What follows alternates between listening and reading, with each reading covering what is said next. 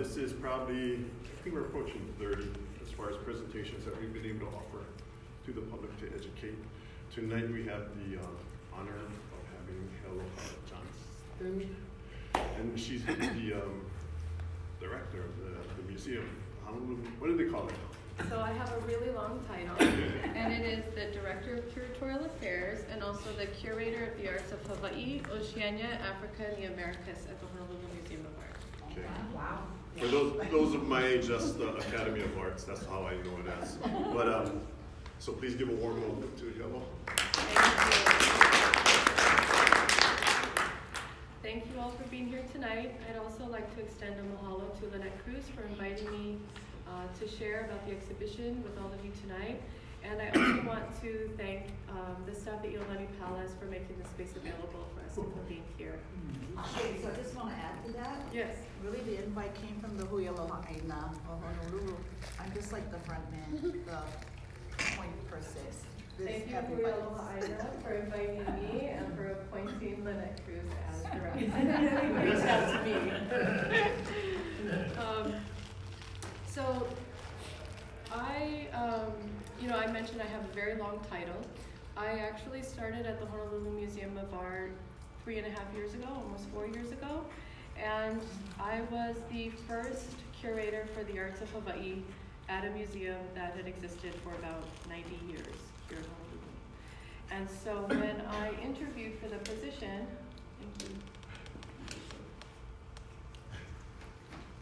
when I interviewed for the position, the former director of the museum, named Stefan Yost, asked me if I could curate any exhibition, what would it be? And I pitched this show. And he was very surprised because I love contemporary art, and he knows I love contemporary art. And so what he expected was a very different kind of idea for me. And when he asked why, I explained everything that I love about contemporary art was happening during this time. It was a time of cultural revitalization, innovation, experimentation, and that sort of bold risk-taking is everything that I love about contemporary art.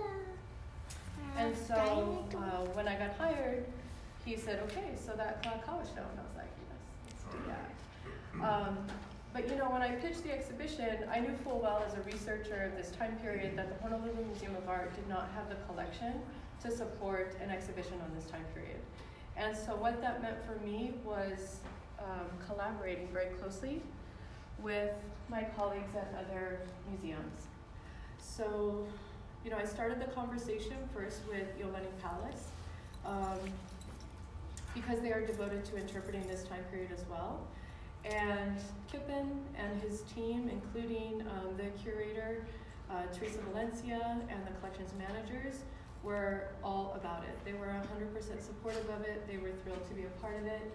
And I will say, for museums, we prioritize research based on exhibitions. And so everyone's resources are tied to the exhibitions that your own institution is planning. And it was quite a commitment on behalf of the collaborators to partner in this exhibition. Bishop Museum, Hawaii State Archives, Hawaiian Mission Houses, all came together in order to contribute to the content of the exhibition. So for example, if you guys look behind you right now, you see these black bars on the wall? That's also mystery. That's actually where these two paintings here once hung. So there are two paintings that you can see in this image, and they're both by Joseph Dwight Strong, and one is titled 1836 Honolulu Harbor, and the other is Honolulu Harbor 1886. They used to hang here. 1836 was there, 1886 was here. Those are significant pieces of Hawaiian art history. They were commissioned by King Kalakaua for his 50th birthday, for the Jubilee. And they subscribed to a national narrative, this story that in 1836, Hawaii, Honolulu Harbor was quiet and calm, but by 1886, during the span of one's lifetime, Honolulu Harbor had become the center of commerce within the Pacific. And it was very much the story that King Kalakaua was circulating. And so the way that the artist interpreted that, and Joseph Strong, of course, arrived in like 1882. I mean, he did not know what Honolulu Harbor looked like in 1836. But he painted a very calm scene here. And then, if you can see in the 1886 around us in the sky is very activated. The clouds are very busy almost. The water has drip marks. They're incredible paintings. And at the museum, you can see them displayed at a level at which you almost feel like you can step into the landscape. These paintings are actually in the collection of Hawaii State Archives. And I think it's important to mention that, Hawaii State Archives, they don't typically lend. So like museums, it's part of our best practice to lend artwork. That's part of what we do in terms of meeting our missions to create access and to share our collection. Hawaii State Archives, though, is a government, agency. They don't necessarily subscribe to those same methodologies. But our archive is very unique. So most archives will have like paper documents like this. Our archive, Hawaii State Archive, has works of art. And the reason they do is because after the overthrow, artworks were seized and sequestered, dispersed, and like Bishop Museum, Hawaii State Archives became a repository for many of the pieces that were taken out of the palace once the archive was established, I think in 1905.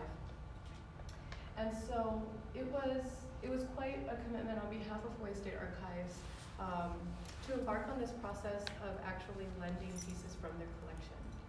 And part of that was that, when a museum borrows works of art, we actually incur the expenses of cleaning and conserving those works of art. And so part of organizing an exhibition like this, it also then prioritizes the care of the pieces that are on view.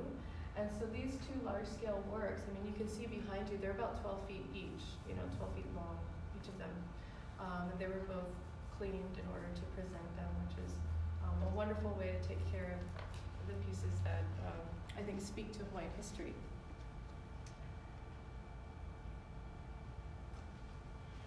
And so the exhibition, it doesn't look at King Kalakaua the individual. Rather, it looks at how creativity really thrived under his leadership. And that's something that I find inspiring about that time period. It's something that I think artists today can draw from. And so he assumed the throne in 1874. And during that time, as we all know, it was a very controversial period in Hawaiian history, right? There was a lot that was happening. And yet, material culture thrived. And I think that's an incredible testament to the spirit of the people, and also to the fact that the leadership encouraged that type of creative exchange. And so the works that are in the exhibition, such as these that you see here, which I'll talk about a little bit more as I go through, I think are testaments to that type of creative spirit that was very much alive during King Kalakaua's reign. So we all know that King Kamehameha III secured Hawaii sovereignty. And it became a priority of every succeeding leader to protect Hawaii from colonial conquest. And so Queen Kakiolani and King Kalakaua ascend the throne, and they not only engage international law as a venue to do that, as an avenue to do that, they also engage international diplomacy in the most incredible way. In fact, researching this exhibition, it was pretty impressive to see how the Alii utilized photography in order to circulate their image and the image of Hawaii as a way of securing independent Hawaii within the international consciousness of people around the world.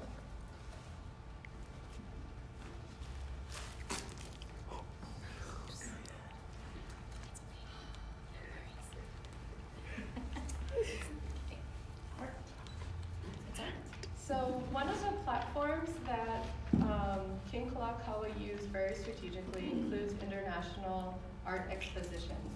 So a lot of us might think of international art expositions as a contemporary art phenomenon, right? You think of Honolulu Biennial, but it was actually something that countries utilized in the 1800s to display power.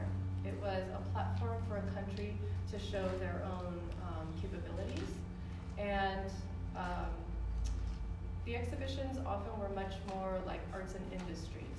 So the kinds of works that would be included in an international exposition are paintings like this. This is a painting by Joseph Nawahi. It's one of the few that are known to exist. It's thought that 3 paintings exist. This one is in the Hawaiian Mission House's collection. And to be honest, we don't know that this is the one that was included in the International Exposition. We do know that a painting by Nawahi was included, but the review from the 1800s says the Hawaiian Pavilion included a painting by Nawahi of a hilo view. Well, all of Nawahi's paintings are hilo views. And so rather than spend, let's say, my whole career attempting to discern which one of the 3 and never doing an exhibition at all, I thought it was more important to include one that may have been as a way of getting at how these kinds of works were included alongside, let's say, an ahu'ula, an ipuaina, and government documents. And Hawaii included not only government documents, but bilingual government documents. And all of that attested to Hawaii's cosmopolitanism, right? So what Hawaii was showing the world is we can not only create government documents in 2 languages, we create literature, right? So creative expression, paintings, featherwork, the ipuaina, all of these things are indicative of Hawaii. And it wasn't this forsaking of the past in order to embrace what was new, but it was all of it as an indicator of what Hawaii was up to. And I think in many ways by doing that, King Kalakaua was very strategic in situating Hawaii as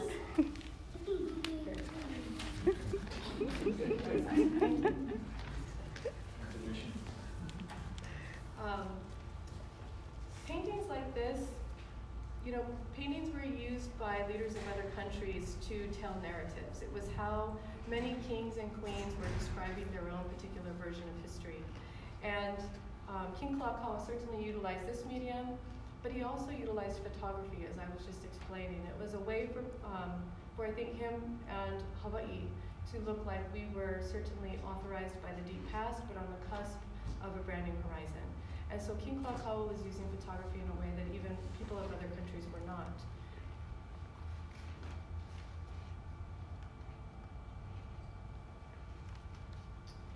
In 1881, King Kalakaua embarked on a world tour.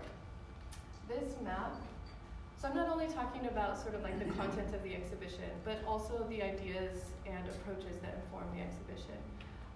In this case, this is a map of King Kalakaua's trip around the world. And in conversations with our graphic designer and the curatorial assistant who helped to research this exhibition, it became very important that we situate Hawaii at the center of the map. So typically, if you look at a map, Hawaii is either cropped and then repositioned closer to the United States, or it's like not present. And so in this case, we wanted Honolulu and Hawaii to be at the very center and to show where his extensions around the world went from there. And so this is a vinyl map that is actually larger than what you see here on the wall projected. It would fill a wall, it does fill a wall much bigger than this, in fact. And this map is in proximity to works of art or pieces that are conceptually aligned with his travels. So we also have in the exhibition the metal dies that would have stamped the dala. So King Kalakaua goes on his trip around the world, he comes back and he realizes the significance of having Hawaiian money, right? This idea that everybody who comes in and out of the kingdom is going to have in their pocket the adala with his face on one side and the coat of arms on the other. And that helped to circulate this idea of Hawaii as being very much a part of world commerce. And so in the exhibition, you don't see a dala, you see the actual metal dies that would have struck the dala. Also lent from Hawaii State Archives.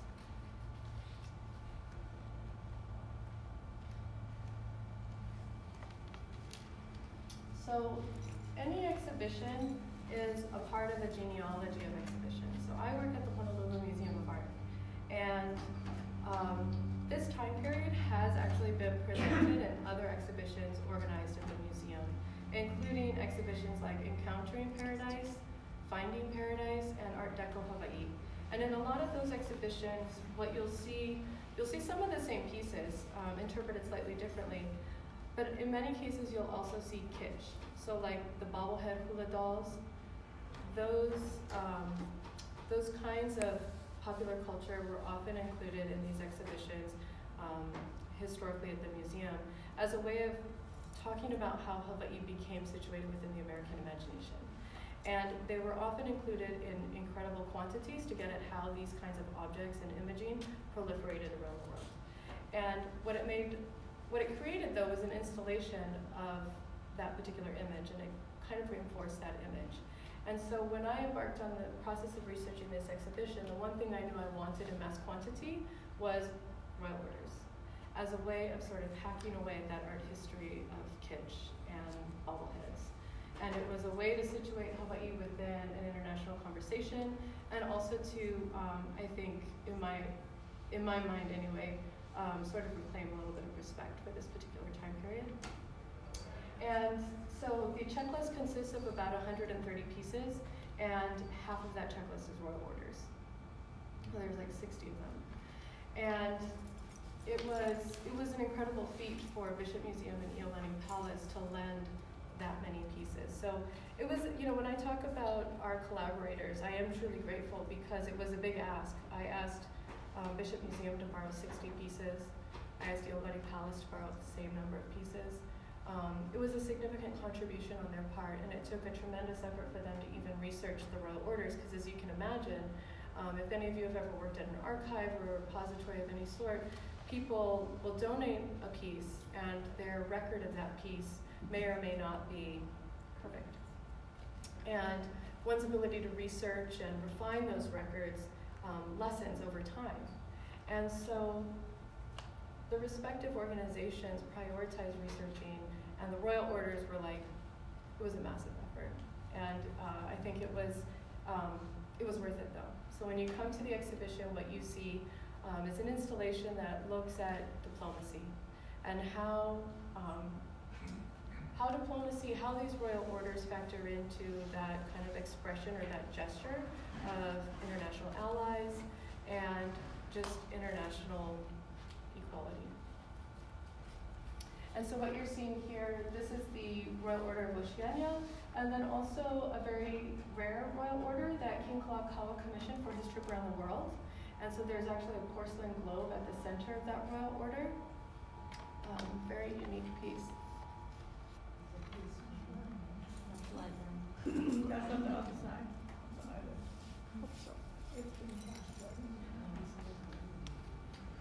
So I mentioned that King Kalakaua traveled around the world in 1881. He was not the only one to travel. Queen Kapiolani and the then crown princess, Aliuokalani, also traveled. They went to London at the invitation of Queen Victoria for her jubilee in 1887. Along the way, they traveled by way of the United States.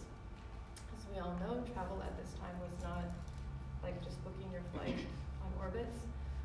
It was a tremendous feat to be able to travel such a far distance. And it was made all the more challenging because Queen Kapiolani was known as a fashionista. So she's traveling around the United States and she's visiting universities.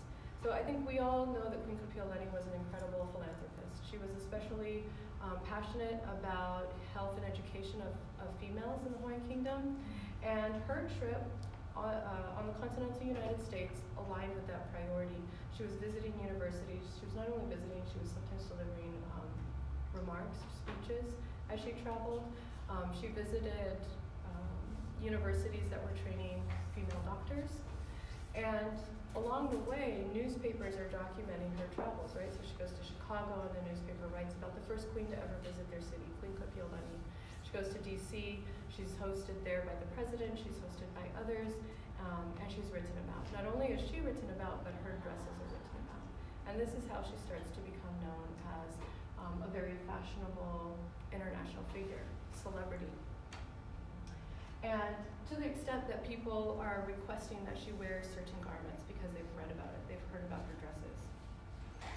This dress in particular, she is wearing a black velvet gown, and then you can see there are these yellow lei hulu that wrap around her skirt, and the pins that are down the front of her dress are also made out of feather, and then around, around her head.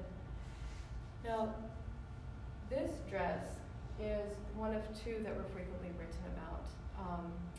A second dress called the peacock gown. She also wore that to London, and that gown required two different designers. B. Altman in New York, and then Lona Maguire, one of the members of the royal delegation that went with her.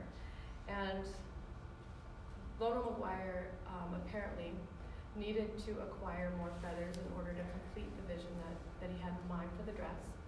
And the story goes that he spread rumors that feathers were unlucky, so that people would sell their feathers at a low price, so that he could acquire these peacock feathers and complete the gown. But the gown has an incredible peacock feather panel, feathers around the sides, a feather fan. What's important though is that, Queen Kapiolani, in including feather in fashion, was including this incredible continuity of symbolism between the Alii and the feather. And she was also commissioning artists, right? So this was a way for practitioners and artists to maintain currency in an economy that was shifting and in a culture that was shifting. And she did so through the commissioning of garments and accessories that she then wore around the world. And she continued this association that the world had in connecting feathers with Hawaii. So she goes to London and she sees this ahu'ula for sale in a retail shop. And it was gifted, I want to say by King Kamehameha V, to a paymaster aboard a ship named E. Faulkner. And she sees it, I don't know how it transitioned out of Faulkner's hands, but it was available for sale, and she purchased it for $600 and brought it home. And so the significance to that, of course, there are many significant aspects to that, but I will say that by the time King Kalakaua and Queen Kapiolani assumed the throne, the commissioning of an ahu'ula like this was becoming more and more challenging because the environment was changing so rapidly, right? So not only is the demographic of Hawaii shifting with the population decline of Native Hawaiians, but the eradication of native species was making the acquisition of feathers to create something like this more and more difficult. So a piece like this ahu'ula here, the process by which something like that would be made is that an expert bird catcher would attract a bird to a tree, maybe by putting sap on a tree to temporarily catch the bird, remove 1 to 2 feathers from the bird, and then release the bird. And so you have to imagine how many birds it would require in order to create an ahu'ula like this that has, maybe 100,000 feathers. And the feathers were then put together in little bundles of 3 to 5 feathers and then woven on an olona web. So the level of expertise to create a piece like this is just mind-boggling. And the fact that it remains intact and beautiful, I think is a testament to the mastery of these many, many techniques that it would have taken to create a piece like this. And so by the time King Kalakaua and Queen Kapiolani are in governance and leading the country, they're very aware that this is going to be exceedingly difficult to be able to continue making. And so she brings it up.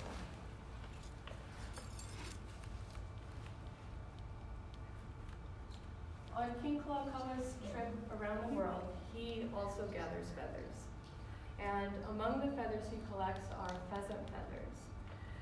He actually collected enough feathers to have 3 ahu'ula made for Queen Kapiolani. 2 of them were red, black, and yellow, and the third was this piece here.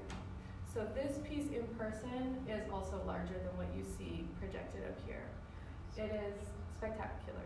It is one of my favorite pieces in the exhibition. I would encourage everyone to go slowly to look at it. It is incredible. This piece is in Bishop Museum's collection. It was Queen Kapiolani's riding cape. So it's made of pheasant feathers gathered from around the world on King Kalakaua's world tour in 1881. It has a velvet neckline and then these frog clasps up at the top.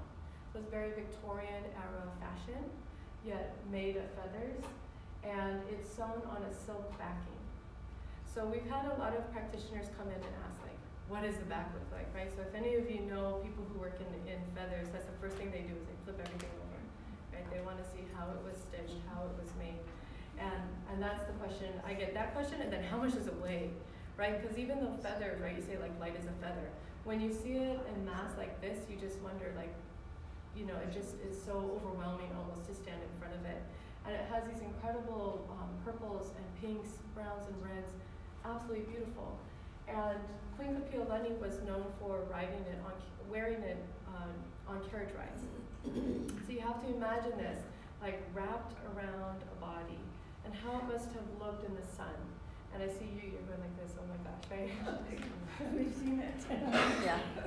It is, it's an incredible piece, and I also think, like, you know, people have said after seeing, like, oh my gosh, what an incredible, like, gift of love, right? King Kalakaua goes around the world, and this is what he brings back for her, feathers that are made into an a'ula like this. And so, you know, again, I have to mahalo Bishop for being willing to lend this incredible piece.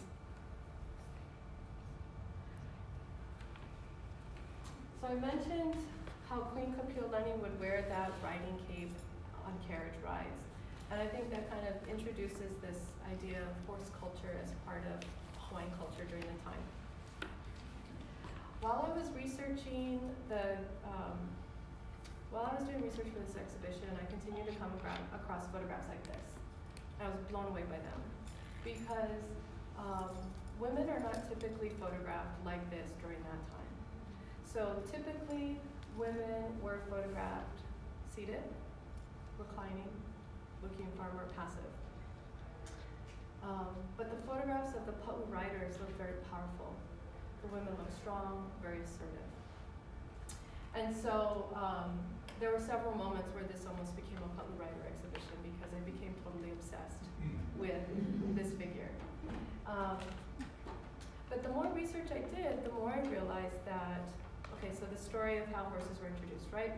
A gift from Vancouver to Kamehameha I, King Kamehameha III introduces vaqueros to train Hawaiian horsemen and women to be expert riders. The women pick it up as well. There were petitions in legislature to actually make it a law that women had to wear a pa'u if they were going to ride a horse. The law was never passed, but nevertheless, women picked up the pa'u, right? So they adapted what was the pa'u skirt, the garment that would be wrapped around the body, and started to use cotton that was arriving on the ships. And what the Pa'u riders were doing is they would get these large bolts of fabric, almost like huge pareo, like 9 yards long, wrap it over their dress, pull it up from the bottom to the front, fold it over, tie it with a kukui knot, and have a pant-like garment that would enable them to get on the horse, ride astride, because they weren't riding side saddle, they were riding astride, and then blaze down the mountainside and arrive wherever they needed to be, take off the pa'u and their dress rig. Nice and clean, perfect below. So for me, I looked at this and I was like, this is ingenious. I think this is absolutely incredible. And interestingly enough, the Alii didn't look at this as a subversive act. So they didn't look at it as like wahine trying to bypass what was almost law, or try to create a pant-like garment when the expectation was that they wear a dress. But instead, the Alii embraced this and started to include it in expressions of nationhood. So the Pa'u riders would often greet the Alii as the Alii traveled inter-island, and like King Kalakaua, there are newspaper articles of him going to Maui and being greeted by troops of Pa'u riders, all in different color Pa'u, and they would greet him and escort him to wherever he was headed off to. And writers, authors, not horse riders, but authors often wrote about the sight of seeing Pa'u riders and just how incredible it was to smell the Maile that they adorn their horses with, but also to just see these women speeding down the mountain with these long bolts of fabric flowing behind them. It became a favorite action scene. Painters, printmakers, were all depicting the Pa'u rider, photographers ended being among them. So how about you during this time period, 1874 to 1891, photographers are coming into the kingdom. And it's a very interesting medium because it enabled people to be very mobile. So people would set up a studio, they could sell their equipment, they could sell their images to another photographer who would just come in, and then they could move on if they wanted to. So these images were being reproduced and circulated all over the world. And so this figure here, I ended up finding a photograph of her not only dressed as a Pa'u rider, but also as an olapa, or a hula practitioner. And it got me thinking that very likely she might be neither, but that this was a persona that people could assume because there was a market for it. So these photographers could have photographs like this taken and sell them. And this is something that King Kalakaua was very akamai to. He's realizing that certainly by circulating these images, we're creating celebrity and hype around Hawaii. And so he was very deliberate in the kinds of images that he circulated. And the fact that these images of Pa'u riders live in collections all around the world, I think is a testament to the fact that this was a very powerful depiction of Hawaii.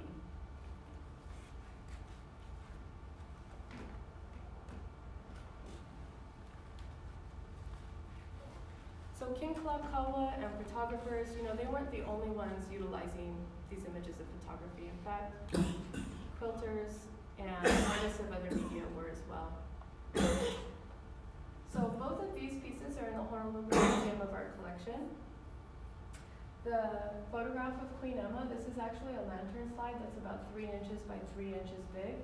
And it's next to a quilt that's about 90 inches by 90 inches big. This photograph of Queen Emma is a very famous photograph. And it had formerly been attributed to J.J. Williams, a photographer in the kingdom. But by referencing Hawaiian language newspapers, I actually found that the photograph precedes J.J. Williams, and it was taken by a Colombian artist who was living here in the kingdom named A.A. Montano. And so this photograph was used by this quilter. This quilt is it's a fascinating piece in and of itself. It's actually an amalgamation, it's a narrative. So most Hawaiian quilts are not necessarily as narrative as this piece is. It's an amalgamation of a biblical story and a Hawaiian story where a female figure is rescued by a hero and then whisked off to a beautiful Garden of Eden. But in this quilter's rendering of the story, she references this photograph to create the central female figure. So that's Queen Emma featured in the quilt, or an image of Queen Emma. And what I love about it is that in this quilt, the quilter features the female as someone who does not look like she needs to be rescued. She's indeed bigger than her hero. And he's looking at her. So in art history, we're often talking about the gaze. Who's looking at who? Who has authority within an image? And in this, Queen Emma, the female figure, is looking directly at the audience, us, and her rescuer is looking at her. And so I love the creative liberty that the quilter took, and I also think it's an indication of how well circulated photography actually was in the kingdom. I think it also is a testament to the fact that very likely this quilter, if you guys know quilters, it's an incredible labor of love, every piece they create. And I think it shows clear affection for the Alii and Queen Emma in particular. So when I was researching this exhibition, a lot of people would ask, are you going to include anything that refers to Queen Emma? And of course, yes, you can't talk about this time period without talking about Queen Emma. And so as an art museum, this was a way to introduce this story, to talk about how a quilter was utilizing this image, how well circulated this image was, to get at the fact that she remained a very prominent figure within the kingdom. So I mentioned how Hawaiian language sources informed the narrative that is presented, and in my mind kind of went to rectifying a little bit of art history by identifying a different photographer for the image of Queen Emma. But we also partnered with DJ Mermaid, Pedro Camara, to present the exhibition in 2 languages, English and Aloha Hawaii. This is the first time that the Honolulu Museum of Art has ever embarked on that effort to present an exhibition in Hawaiian. And it was important to me that the exhibition include Hawaiian because it gets at that equal footing that existed in the kingdom, and that bilingual approach that the government had and that the Alii had. And so when you come to the exhibition, you will see the large vinyl text in both English and Hawaiian presented in the gallery. And it was a wonderful way for us to partner not only with institutions like Bishop and Elam Palace, but to also engage members of our community and honor them for their expertise. So an exhibition like this would never come together if I single-handedly had to do everything. And in fact, any exhibition you go to is never single-handedly done by one person. It's not possible. And so for me, it was important to commission collaborators, to pay them, and honor their expertise in the same way we honor any other form of expertise at the museum. And DJ Mermaid not only translated the text so that we could present the exhibition in 2 languages, but she also created a sound station, a playlist for the exhibition, where she connected music from the time and even music later to pieces that are in the exhibition. So, you know, King Kalakaua, he goes on his trip in 1881, there's a song written for him. Queen Kupiolani goes in 1887, there's a song written for her. Queen Emma was an incredible horse rider, as we all know, and there's the song written for Queen Emma, Wahine Hololio. And not only is it presented in Maile form, which is the form that I was familiar with Wahine Hololio, but also the Alii version. And so in the sound station, DJ Mermaid is also talking about how music as an art form was transitioning during this time period as well. And it wasn't at like the forsaking or abandoning of the content, but rather just adapting it into different forms, and that sort of creative license that musicians were also taking as visual artists were too.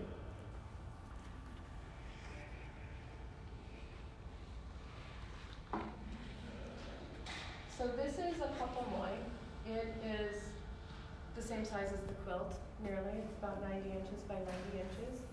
And a kapa moi, as many of you know, is a blanket that consists of multiple sheets stacked together, oftentimes 5 sheets of kapa stitched on one side. In this case, the seam is on that side there.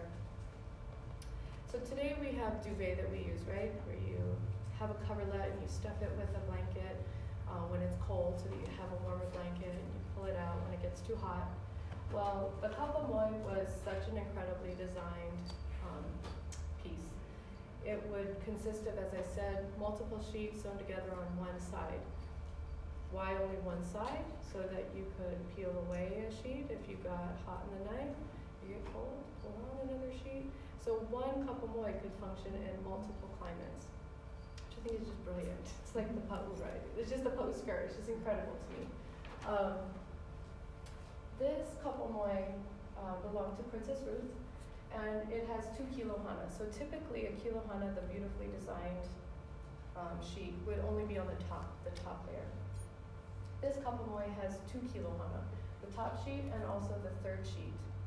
And the 3rd sheet, which is this one here, consists of these medallion shapes. Well, the medallion shapes are actually made, like you can see the red medallions. The red medallions are actually made out of shredded red cotton, using a technique called the pa'iula technique. So these kapa makers, like how I said, the pa'u riders are utilizing cotton that's coming in and using it for, for their own purposes. Kapa makers are doing the exact same thing. So red cotton is coming in, they're saying, okay, we can figure out what to do with this, shredding the red cotton down to these fine, fine threads, and then beating it with velcade into a sheet of kapa. And then from there, cutting it up into these medallion shapes, and then again, beating it in with velcade to form a piece of kapa. The blue The blue comes from Mrs. Stewart's bluing. So if you go to Long's, you can buy this little bottle of something called Mrs. Stewart's bluing, and it's actually used to brighten whites. It's not a form of bleach though. I use it in my laundry to brighten my husband's gi after jujitsu. What it does is it deposits blue dots onto a garment to deceive your eye into seeing a brighter white, but it's actually still blue. And so these kappa makers are using it as a dye. And they're dyeing the valke as they're making it into kappa, again, cutting it out into these shapes, and they're repounding it again with valke into a sheet of kappa. And if you've seen kappa, you know it's like lace. I mean, it's incredible. And I just think like, how did an artist figure this out? I think about all the breakthroughs that it would have required, the experiments that would have been necessary to arrive at something that actually worked, and the fact that this all happened like in a very short amount of time. So when I talk about, you know, everything that I love about contemporary art, this is exactly what I'm talking about. It's this sort of like experimentation, this repurposing of materials. I mean, when you live on an island, we all know that's so important, right? And the fact that these kappa makers, like people of other practices and disciplines, were using what was available to them and totally reinventing it. Like Mrs. Stewart's bluing. Oh my God, I would have never even thought. And so it's just things like that sort of creative brilliance and that ingenuity that was so prevalent at the time that I find very inspiring.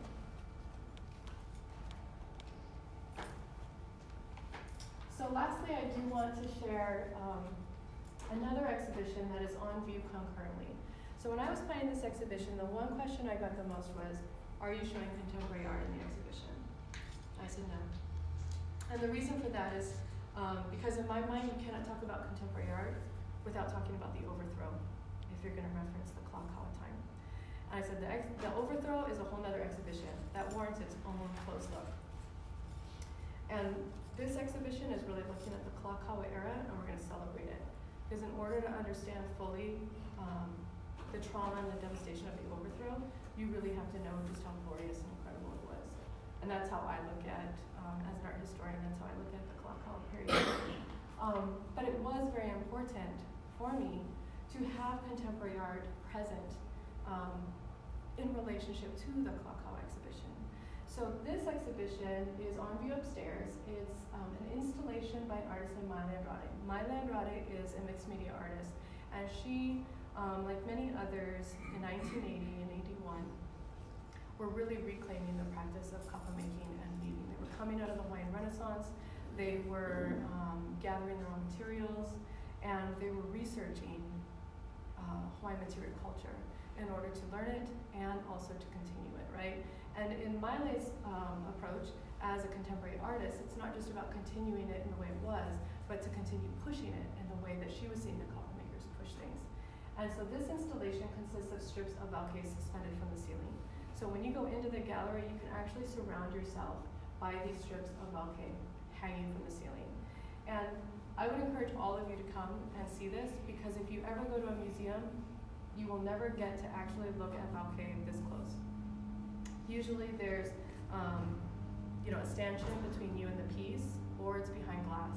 And in this case, you can get up close to it, you can actually touch it, you can look at it, and you can see the watermark because you can see the light coming through it. You see the way that the artist handled the valke in such an incredible way. She pounded it to the mo'o phase, which means that it's stable. So she got the valke to the point where it's not going to rot and it's stable. But it's also at a very malleable stage where after this installation, she can repurpose this and create a whole other piece out of it.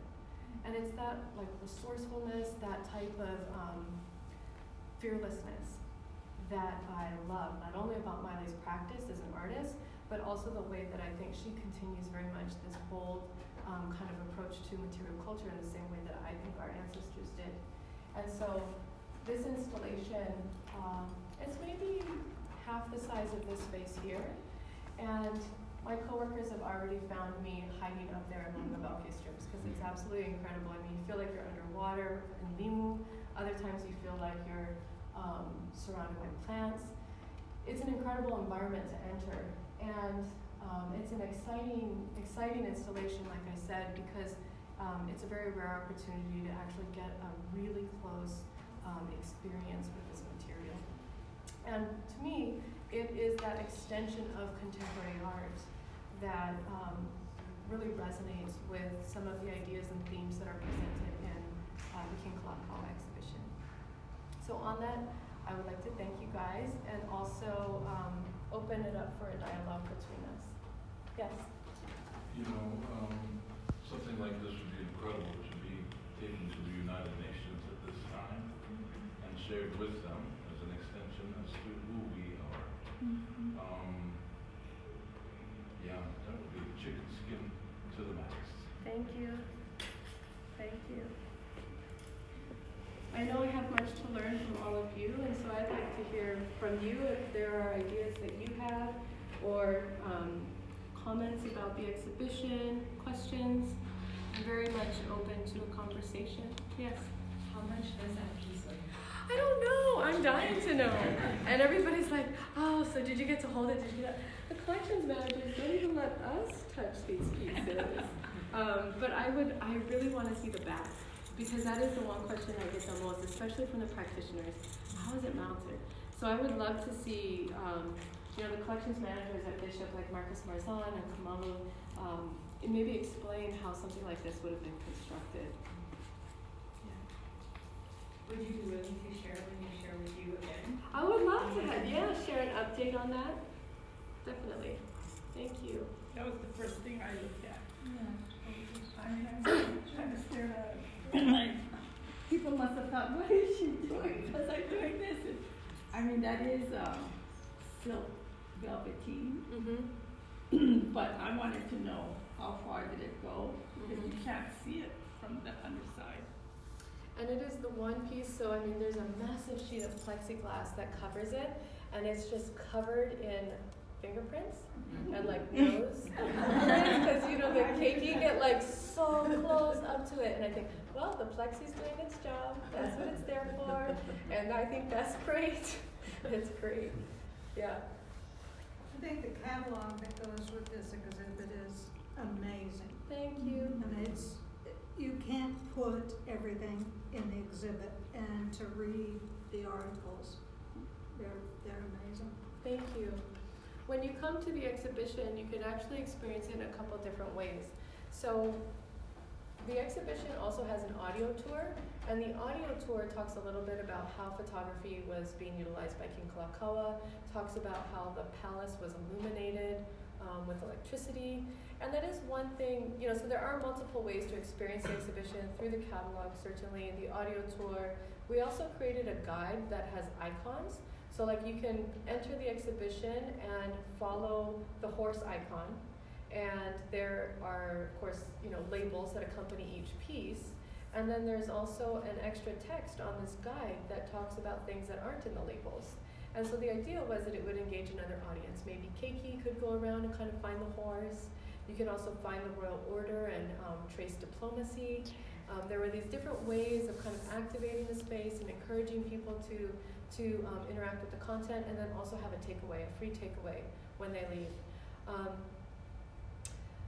There's also, I do also want to share the many kinds of input that go into creating an exhibition like this. So when you come, you will see a little lantern slide, which is a glass plate photograph of Iolani Palace. And our installation crew really embraced the content of the exhibition and created light boxes so that image of Iolani Palace with hula at the palace is illuminated by light. And it was getting at this idea, the great pride we take in knowing that the palace had electricity before Buckingham Palace and before the White House.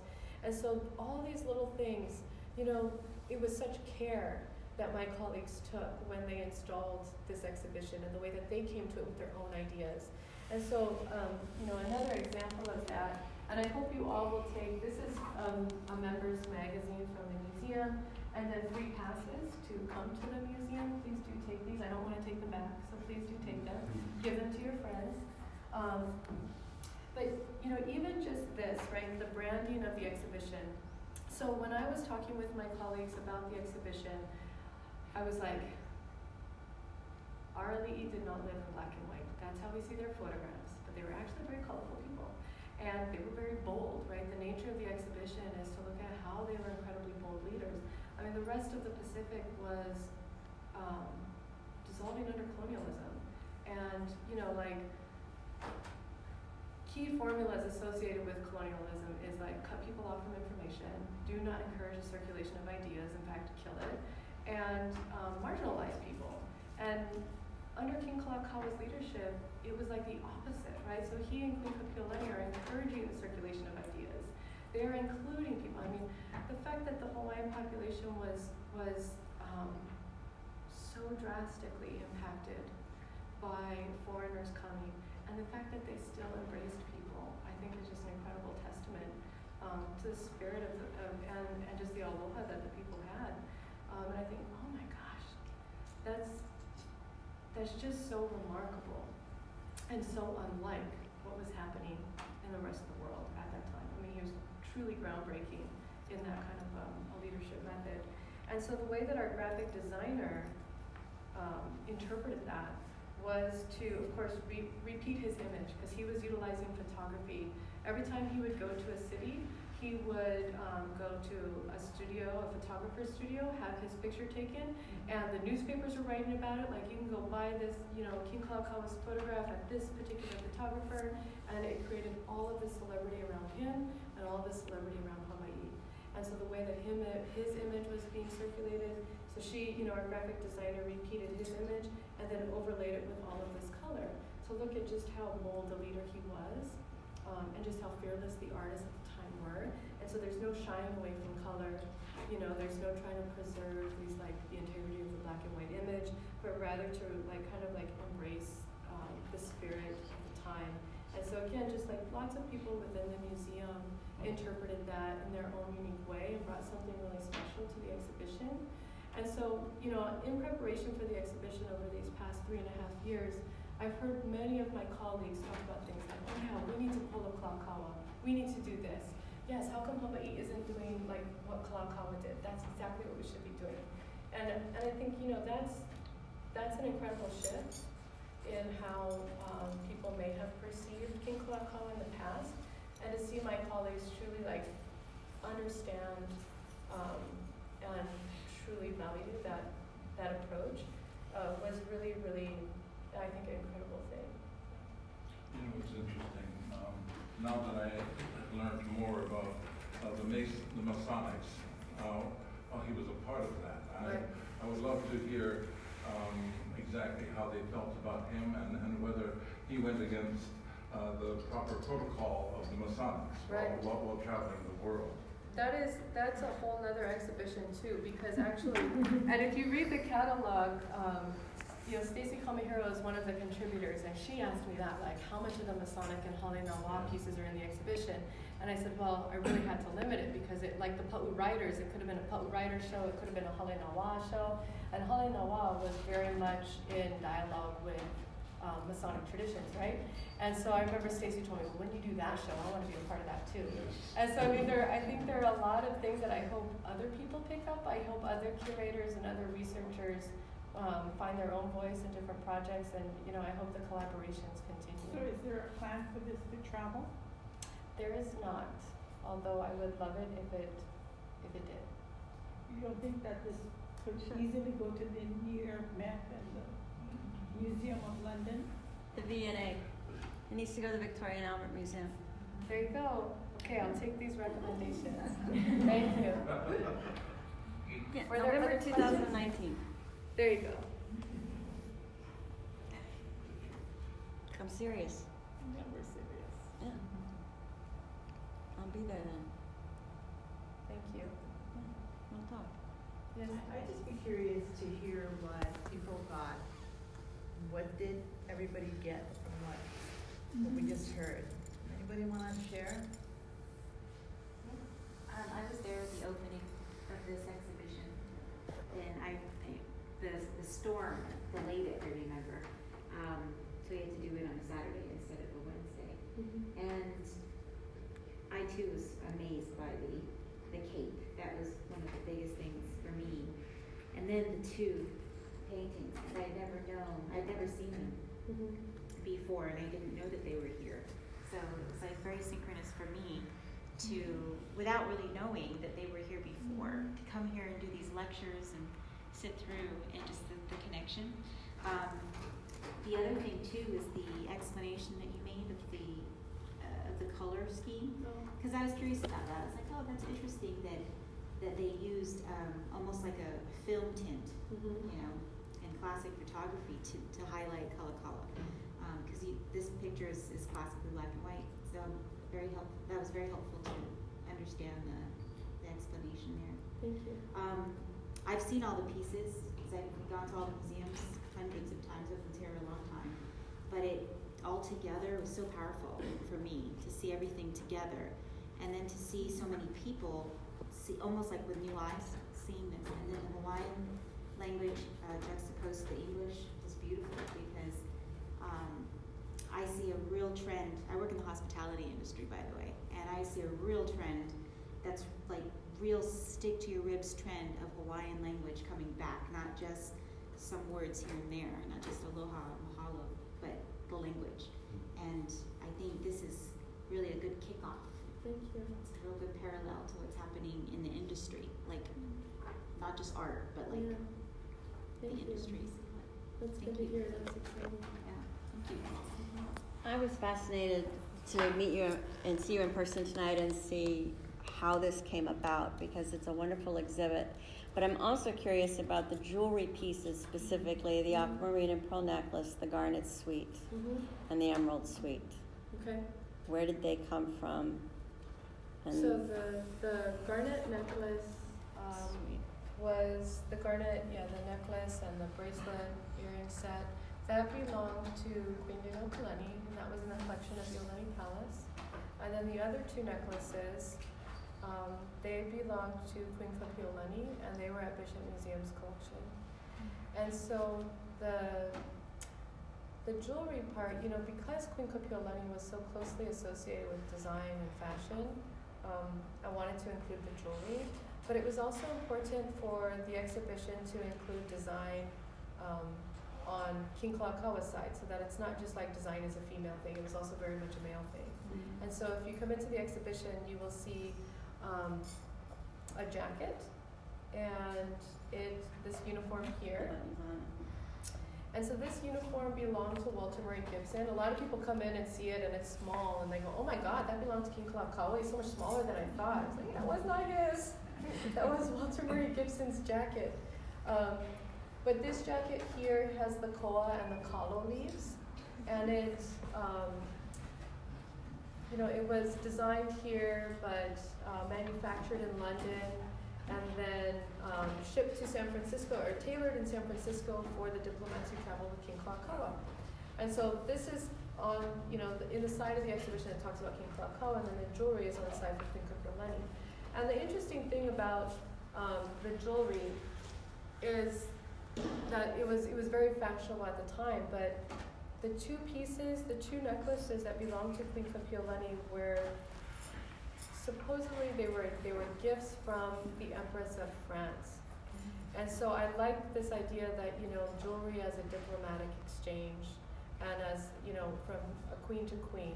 Then of course, as you start to do research, right, it's like the plot thickens and things unravel, and as it turns out, although those two necklaces were connected to Queen Kapiolani, it becomes very difficult to understand how it is that they came to be hers. And so it was thought that maybe Empress Eugenie and Queen Kapiolani interacted with each other in London in 1887 at Queen Victoria's Jubilee. But there isn't any account of them meeting. And then there's also the fact that Empress Eugenie was exiled during this time. There was an auction of her necklaces and her jewelry. She had an incredible jewelry collection. Much of it went to auction, but these necklaces weren't included, so it was thought, well, she didn't purchase it. So there are all these little mysteries and all these little riddles. And I think, having a little bit of intrigue is okay. I know a lot of people approach exhibitions as sort of like the end all, but I look at it more as like a launching pad, right? It's like an opening up of the dialogue. So I hope that somebody will figure out that story. I would love to hear how if somebody could ever resolve that. During the course of the research for the exhibition, we did find out the manufacturer of that jacket that I was showing, the jacket that is familiar. If you've seen pictures of Courtesy Aukea, for example, he's shown wearing this with the royal orders. A lot of like Richard Poor and other Aloha Aina are often showed wearing this. We found out who the manufacturer was, but we still don't know who the designer is. And so I think that would be awesome if somebody like commits themselves like, I've got to know who that designer is. So I think, hopefully by putting these pieces out into visibility, more people will participate in the interpretation and the research over time. This is just a note, because I hadn't seen this picture before. When we were putting our flyer together? Oh, for yeah. your talk? Yes. So the person who makes our flyers is Norm in Hawaii. He lives in New York City. He's an artist. Okay. And so we correspond by email, and I tell him what we need, and he makes these fabulous flyers. Mhm. And he incorporated this design in your flyer. I saw that, and he also incorporated the color overlay Yes. idea of the branding. I was very happy So about we were happy about it because it was like the most striking thing, and I didn't know what this was. I didn't know the design, so I said, "Where'd you get that? Is it a detail from a building or something?" And he said, "No, from the jacket." Yeah. So I was like, he had already been doing his research. So Okay. I guess what I'm saying is that the kind of impact these presentations have it goes beyond. We don't really know what happens. Is that someone like you will come and we'll talk about King Kalakaua, and everybody's picking up different information. That's why I'm asking you guys to share, what did you pick up? Because what I picked up was he was in the business of internationalizing Hawaii, hence the tour, hence the photos, and maybe economic development. He's encouraging people to take the photo, pose in the photo, because that stuff is going somewhere. And it's kind of what we're doing today, social media. Get in that photo, I'm taking that stuff, I'm putting it online, and somebody in Japan or somewhere else is gonna see it, and they're gonna know, not only do we exist, we're busy, Yes. and I like it. And that's one aspect of the exhibition too. If you read the introductory text, we encourage people to take photographs and to circulate it as King Kalakaua did, and to share with people positive images of Hawaii the way that he was doing. And so, we definitely encourage that. People often ask, can we take pictures? Yes, absolutely. And we have hashtags, so ways of engaging social media, because of course, yes, as you say, King Kalakaua would have been all about it, because he was embracing these kinds of methods a long, long time ago. Yeah. I was reading a book at the time, a newly published book, and there were a couple of pages that immediately went into the negative narrative of Kalakaua, almost to the point that I thought, okay, no more reading this.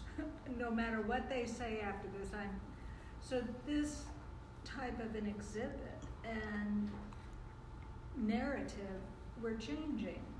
And that was a local person who wrote the book, simply went and picked up the same old tired story, and now there's a chance that the story gets changed. Thank you.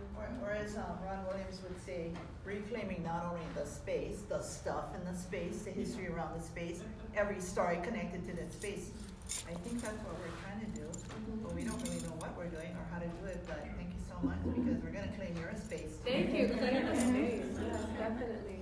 I know there's somebody. The collaboration between the different groups, hopefully they all conclude that it was a no-brainer. It makes sense that something like this would have inevitably taken place, and it should have been done long, long, long ago.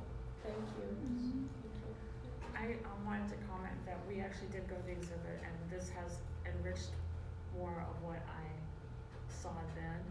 One of the things that you talked about was the use of photography, and you also mentioned there's a small section on the hula, which I know could be like its own thing, because I've been looking myself into my friend's grandma who actually danced during that time, and it's very hard to get or find information. So you've given me a clue. So thank you. See, well, that's what exhibition should do. It's like offering people these clues, right? I'm so glad to hear that. Thank you for sharing. Because I didn't realize photography was such a big thing. Because She's the famous, you see it on all the cards, the black and white card, the Hawaiian woman sitting on the coffee drum. Yep. Yeah. Wow. And so that gives me Yeah. gives me a clue. It could have been part of the photography. A things that studio he was doing. practice, yeah, definitely. So Do we know how tall King Kalakaua? Kalakaua is? You know, I'm sure somebody knows. I don't know. I've heard that he was 6'4". I don't know that. Wow. I don't, but I'm sure somebody does. I had the same reaction With to the the Walter Murray jacket. Gibson jacket? I was like, no way. The title of it is Walter Murray Gibson's uniform.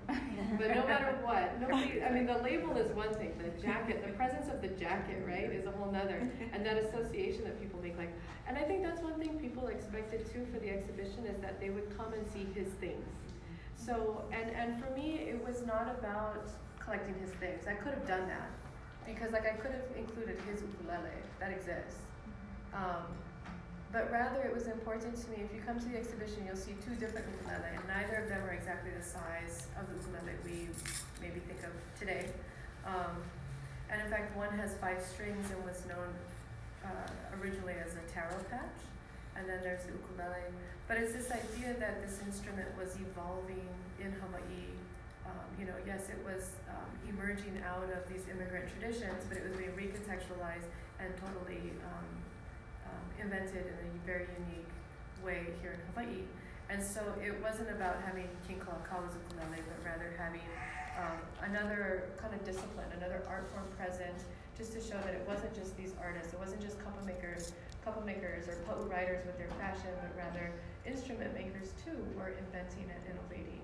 And you know, one of the Augusto Diaz, one of the luthiers who made the ukulele was not a luthier at all. He was a furniture maker, but he embarked on this endeavor of becoming a stringed instrument maker because there was a market for it. He performed at the palace and everything. And so I just think, you know, there's just this incredible richness that can be that can inspire creatives today to, I think, be very fearless and to embark on that process of rethinking and inventing and, you know, piecing together something in a totally unique way.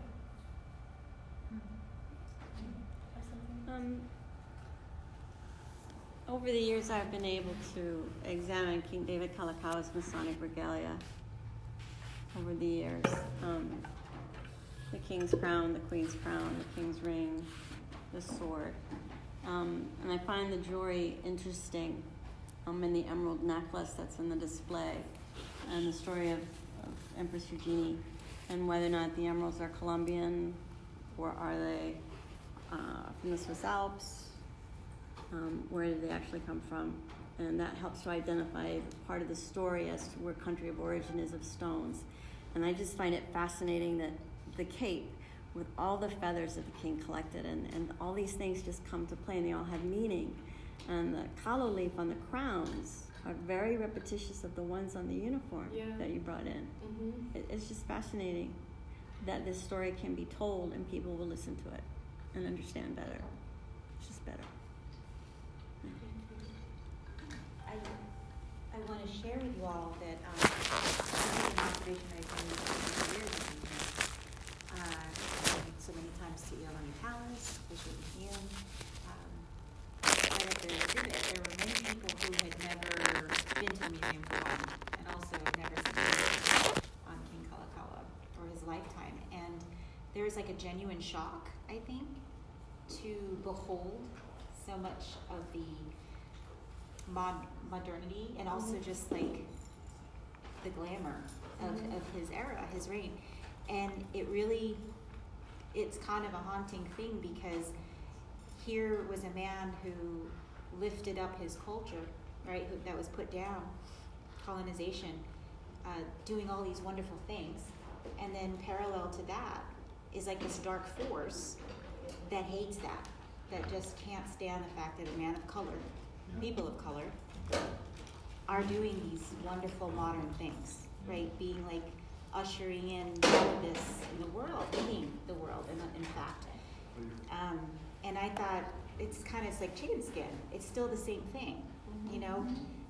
we have all that power today to do the same thing with like a lot of sustainability movements and all such things, but there's just also this parallel dark force that doesn't want that to happen.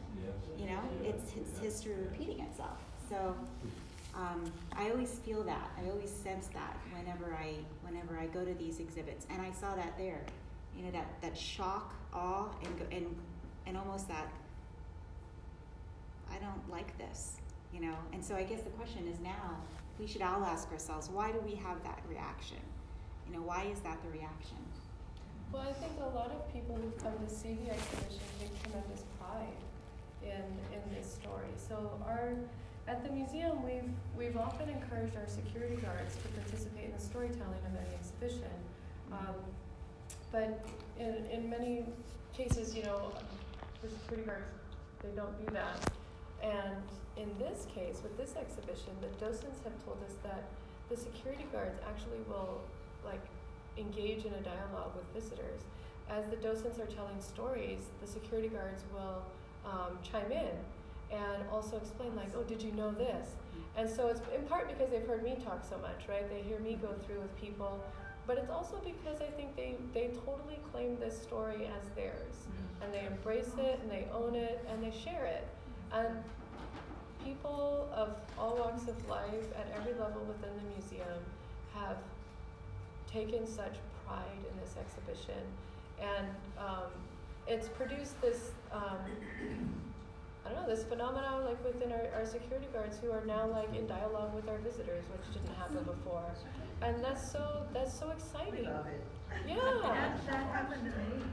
We were looking at one of the pictures, and he came up and was, no, that's that, and that's that, and I was like, wow. That's incredible. So I love that more people are seeing their role in telling the story, who are proud to say, this was my Alii, look at what we did, and are also then part of sort of being the ambassador of the story to visitors who come. And so I think... But that's the good timing of all of this.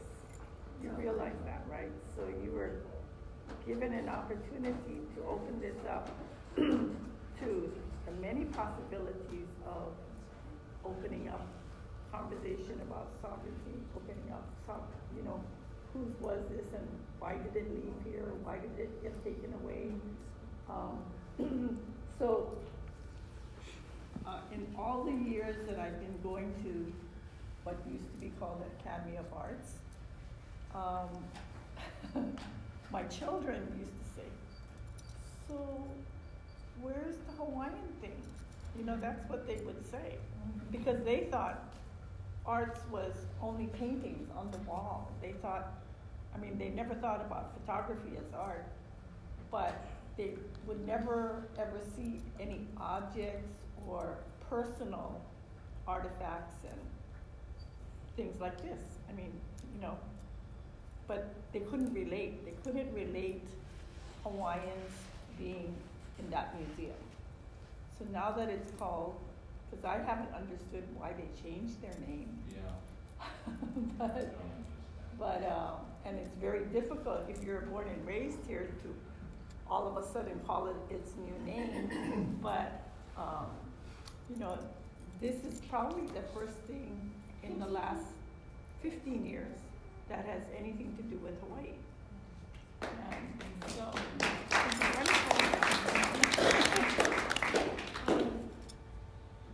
I will say, so we have a program at the museum called Sound Shop, and it's the most incredible program. Kids, mostly high school students, but also some young kids in 5th grade have been participating in it. And it's a program where students come to the museum for 3 hours. They have a curator lead a gallery tour. They then work with poets and rappers, spoken word artists, and they spend 3 hours unpacking some of the themes that they experience or encounter in the gallery. And we worked with, for Sound Shop, we've had a number of different schools go through this exhibition. And we had kids from Kalakaua Elementary come in, 100 kids. And it was so incredible to see the way that they got so excited about the ukulele, right? And I asked them, how many of you play the ukulele or know somebody who plays it? Oh, 5th graders, right? They're still interested in participating. The Royal Orders, the kids love the Royal Orders. Like they, you know, vie to be like up close, nose to the glass kind of thing with the Royal Orders. And with the high school group that came through, they started calling the Honolulu Museum of Art the Hawaiian Museum of Art.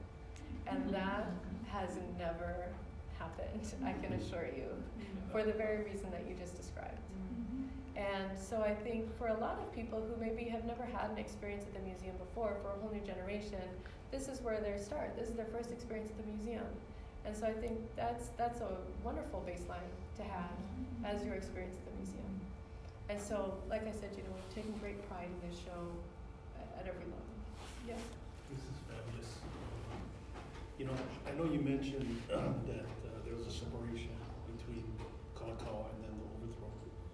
And this is wonderful how you're celebrating who you as a country, the truth. My question is, because I seem to recall some of your scholarship was in tracing the insurgents, the I guess the wives, the female side, that tended to pervade into the arts. You know, can you comment on that? Is there any updates on that? I mean, in light of all that's happening now with the war crime reporting and things like that. So the Honolulu Museum of Art was founded by Anna Rice Cook.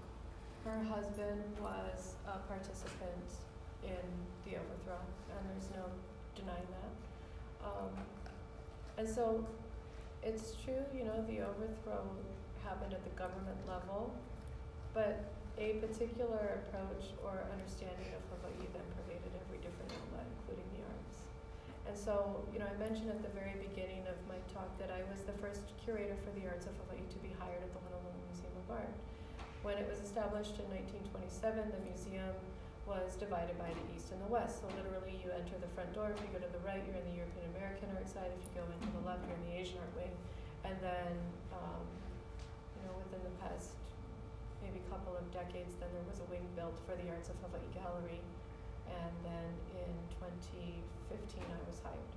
And so I think it was just sort of always taken for granted that the museum was, you know, divided by the east and the west, but was in Hawaii, and that the culture was just somehow present, almost like by osmosis for being here. But the interpretation of the exhibitions in the past, so like within the museum's history, within the past 25 years, you know, there have been exhibitions. There was Encountering Paradise in the 90s. There was Finding Paradise in the 2000s. There was Art Deco Hawaii in 2014. But the interpretation was totally different. So I did a presentation at Williams College in Massachusetts last month. And one of the questions that I got, so Williams College, a number of the missionaries who came to Hawaii actually came from Williamstown. And so Williams College has, Dole was a graduate of Williams College. And they have an exhibition right now kind of interrogating their own history as it is related to Hawaii. And so they invited me to present on this exhibition in order to sort of further understand that particular history and what's happening in Hawaii at a time that their exhibition also explores. And one of the questions that I got there during the presentation was, have any of the pieces that are in the exhibition, because a lot of them have never been on view before, but the question was, has any of these pieces been on view before? And if so, then like, why include it, or what's different about it? And I explained that the Pa'u Riders, for example, were included in those exhibitions that I talked about. The Royal Orders were in those exhibitions that I just named, except, I mean, they were in Finding Paradise, certainly. And yet the idea, you know, like Finding Paradise. So the title of that show, Finding Paradise, included Royal Orders. But the framework is still Hawaii as a paradise, not Hawaii as a country, right? So the approach was just totally different. It wasn't like finding a country, it was finding paradise. And so, you know, I think there's an important, I think it is important to continue to interpret collections, and that it is still worth looking at historic pieces, because by approaching it and reinterpreting it, a piece that maybe was on view before can have a whole new meaning and a whole new life through just a different lens.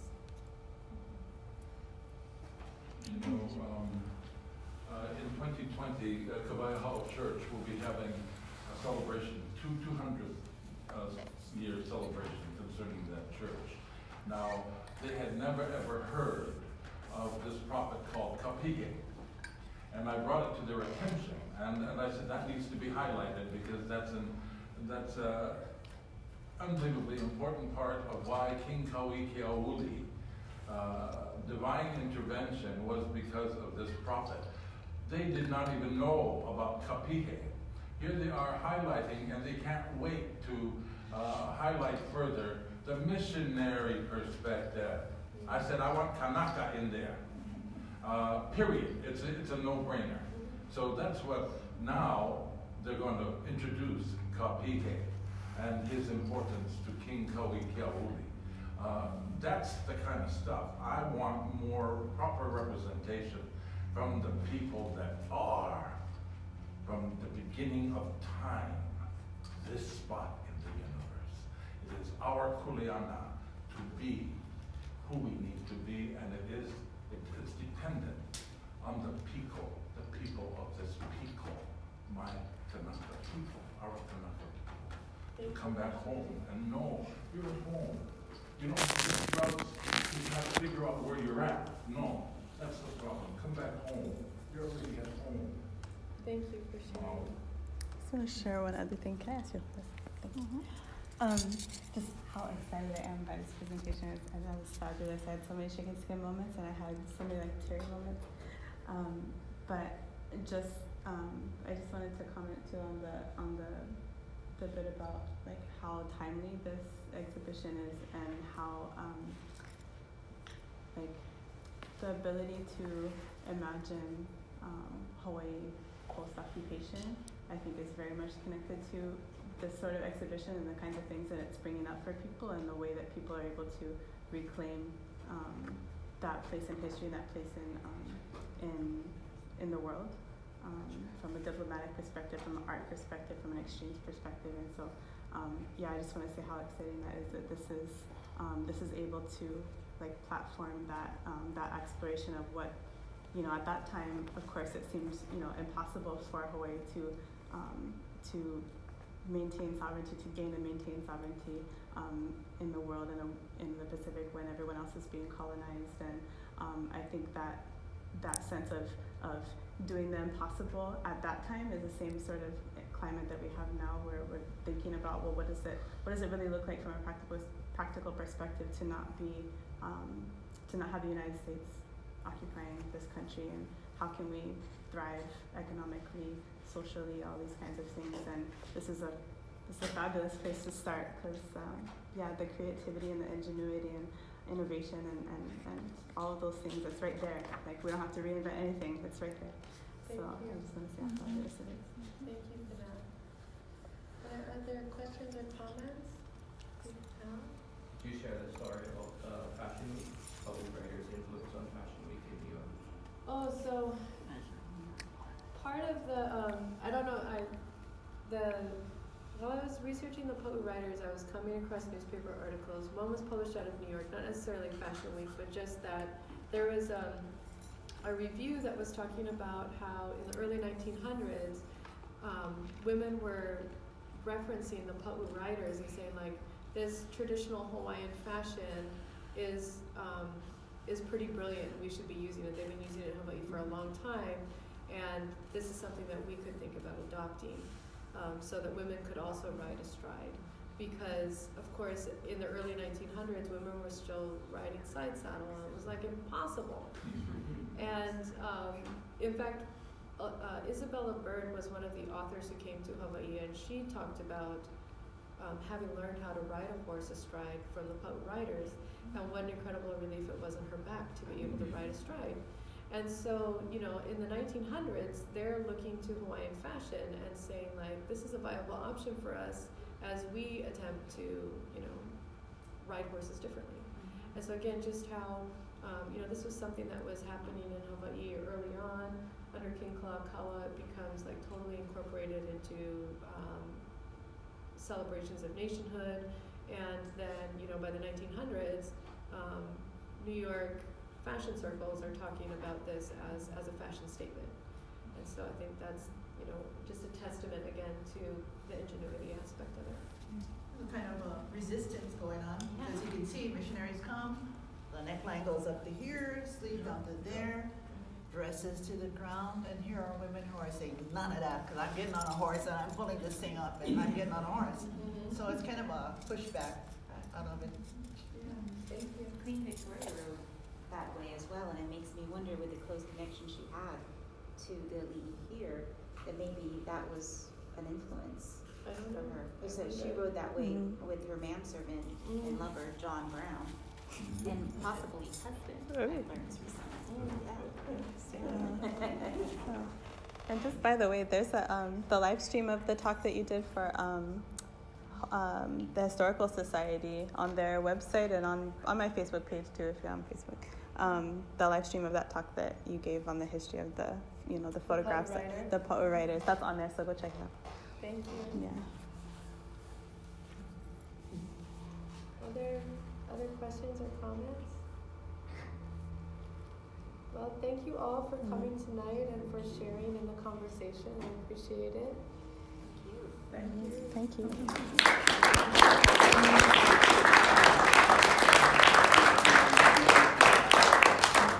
of course, nobody gets to go until we get a group shot.